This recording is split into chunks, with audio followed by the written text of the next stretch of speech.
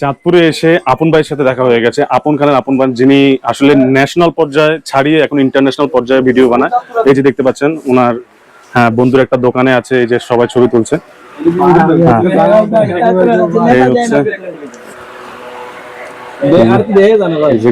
দেখতে পাচ্ছেন হচ্ছে আপন ভাই। আর আপন ভাই আমাদেরকে কথা দিচ্ছে উনি কচুয়াতে যাবে। যাবেন তো ভাই? ইনশাআল্লাহ কচুয়াতে যাবে। আর কচুয়াতে যদি আপনি না যান তাহলে এটা কচুয়ার মানুষের সাথে অন্যায় হবে। ঠিক আছে, এটা অন্যায় করা যাবে না ভাই। কচুয়ার মানুষের সাথে এটা অন্যায় হবে, অনেক বড় অন্যায় হবে। ঠিক আছে, তো গাইস এই যে দেখতে পাচ্ছেন সবাই আসলে ছবি তুলছে আপন ভাইয়ের সাথে। আপনার শরম লাগে?